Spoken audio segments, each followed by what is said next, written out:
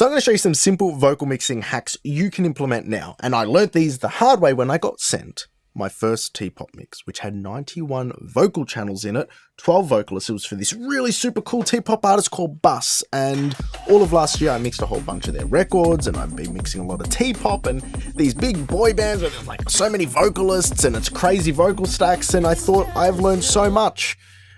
And at the start I was really intimidated. The first time I saw 91 vocal stems for a mix, I was shitting my pants, but now it's so much easier than what it initially looks like. So I'm going to share that with you. But before I do, 3-day mixing accelerator, it's completely free. It's a little email course with all my favorite mixing tips. So if you're interested in that, sign up in the link down below. Now let's jump into this. So let's have a listen. This is Bus's latest release, Gel Boys, and it's freaking awesome. Let's have a listen.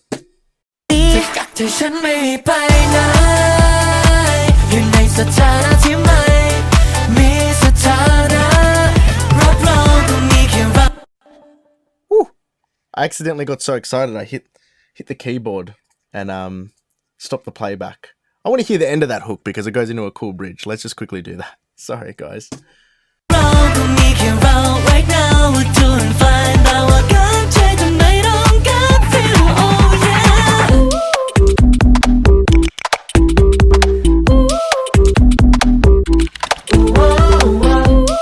Like, how cool is that bridge? Go listen to the full, go watch the video clip, go watch the whole thing. But something we're going to touch on first, because if you didn't hear it, I don't know what you're doing with your ears, but it's those vocal stacks in the hook. When you got lots of vocals, you're going to have lots of layers as well, typically. With those layers, with those stacks, group them into routing folders. So to do that in Pro Tools, it's as simple as just highlighting those folders, move to new folder, and then when you move it to a new folder, you want to move it to a routing folder, and then you go new stack, you click create. I'm not going to click create because this is already in a folder, and it goes into its own routed folder there. The reason why I do this now is because I've learned that a lot of the notes I get on these big vocal arrangements tend to be compartmentalized notes where they want a hook or a stack or a gang vocal brought up or brought down or made more brighter or made more duller. And the beauty of this is when you're setting up your session and you're starting to mix it, having them in these routing folders means you can do exactly that. I know it's a simple one, but this session has 45 vocal channels, and it takes those 45 vocal channels and puts it across 4 buses for me to manage. So I got the lead vocal writer for the rap sections and the verses, 1 hook stack, and then 1 gang stack or 2 gang stacks up here. So what I've done is I've taken 45 channels, put into 4 5 faders, so I can manage and manipulate all those main sections. Simple, effective, helps me manage all these different vocal stems. The next thing is when you have vocal stacks is to make sure you vocal-line them, you align them, and the best way to do that is with VocAlign. So if you go Audio Suite, where are we? Synchro Arts, VocAlign 6. That's the sponsor of today's video because I've been using it for so long. I have no problem saying to people, hey, there's a 20% discount down below. It's an affiliate ship, but it is a great tool because I've been using this since day dot. And I'm going to give you a few little insider things, how I use it. I don't use the ARA. The ARA is a great development in audio technology. I know a lot of people who use it, but for me, I'm old school in my sessions. I click on the main lead vocal, okay? Click on the main lead vocal. We'll zoom in so you can see this in action. You capture the main lead, okay? It makes a little capture channel there. You go to the dub, you capture it there, and then you render it, okay? And it tightens it up. Then you do the same thing there. You capture it, you render it, and it tightens everything up to this main hook. And you repeat the process all the way through, so every little word, every little syllable stops, starts, and is succinct with one another. And for me, tightly aligned vocal stacks in a pop production is critical to the overall sound, so that way when you press play, guess what you get?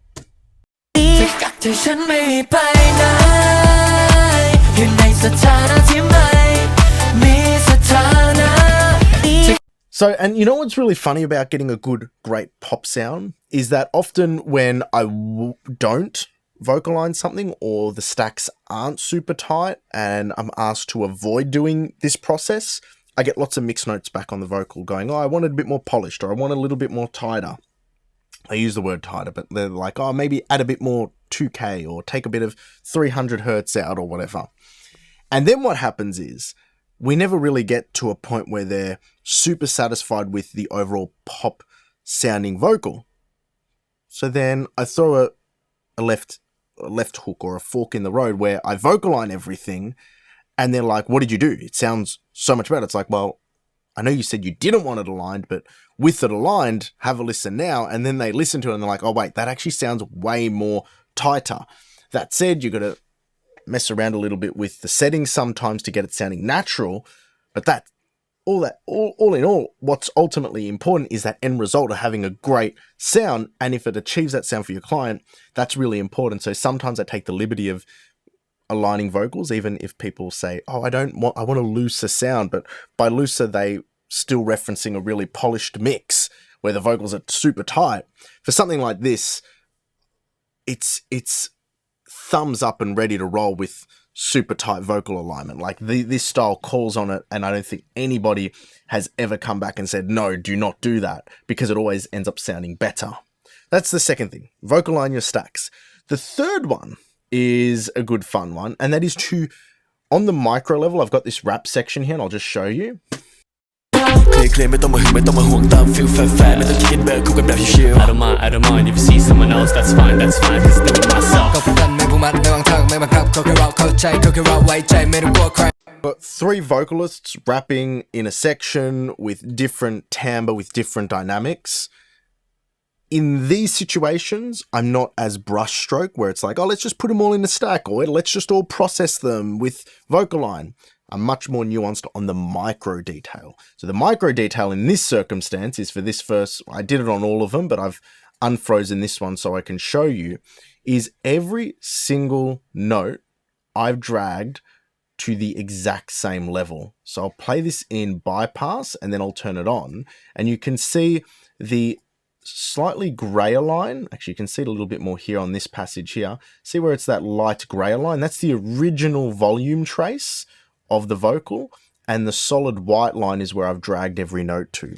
So we'll put this in bypass and we'll play it through, and then we'll take it off so you can hear this vocal super tight in level in this dense pop arrangement. What's important about this is that for each vocal, I literally went over every single word and did this, but it's super easy to do because in repitch, all you have to do is drag it up or down or up or down to wherever you would like it. So I'm going to just put that back to where it was and we'll have a listen. I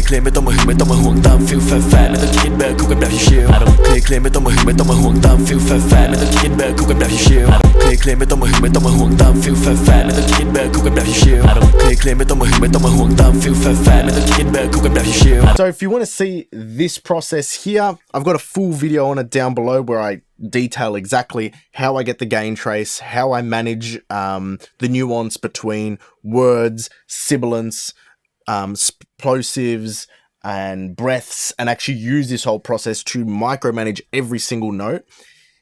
It sounds complex, but it's actually super simple in repitch to do. And it's something when I have lots of different vocal takes, lots of different vocal tones, lots of different vocal dynamics and style, I use this. This is my micromanage tool, and it works really well. I did that on the whole rap section here between the 3 vocalists, and it just tightened everything up amazingly. With that micromanaging is also we've got 12 vocalists, and getting 12 vocalists from one to the next, to the next, to the next, all in level can be very tedious. So there's a certain level of macro management I have going on here. If you see the bus here, it says LV vocal writer, lead vocals vocal writer. All of these lead vocals go into a vocal stack. Again, like I said at the start, vocal stacks are important. So if I ever get asked to bring all the lead vocals up, I got a stack here. And all these vocals, after they've been micromanaged, go into a vocal writer where, guess what it's doing? It's managing the macro level of one vocal to the next, so they're always consistent. Take a listen to this. I don't mind if you see someone else, that's fine, cause do it myself. It's a small little detail. Now, if you want to see how I set up Vocal Rider, I've got another video for that as well. I'm not going to put 40, 50 minutes of vocal editing technique videos into one. You can go check out these other little ones as we get through it. But this one is a really good one. And I've had a lot of really good mixers pull me up and say the way you use Vocal Rider is amazing. I loved watching this video, so definitely go check that out. But this is a really good tool after you get all the micro levels set up. If you've got lots of vocals, all stacked, like I've got 12 vocalists here, I put them into a bus with the lead vocal rider and it manages that level going from one to the next. Now, we went over putting stacks into routing folders. Super important when you've got gang vocals and hook stacks and background vocals that are stacked. Put them into routing folders. We went over vocal line, using vocal line for those stacks because that's super important. Remember, you can get a 20% discount on that in the link and description. We've went over doing the micro riding. Okay, that's really important. All the little detail of one note to the next, and the video for that is down in the description below. And we've gone over Vocal Rider itself for the macro. The final one is the effects processing stacks. And the simplest thing to do is create lots of effects on auxiliary parallel buses and then blend them. That's what I've always been doing. That's what I always preach. Here I've got two sets. I've got one set here for LV Parallel Process 1. See, LV Parallel Process 1. And here for LV Parallel Process 2. And basically what it is, it's a really heavily slammed filtered signal, a reverb, a delay, a long delay, a short delay, some 76 compression if I want it, and Aphex Vintage Exciter. And the whole idea of this is with all of these faders, I can blend any texture I want.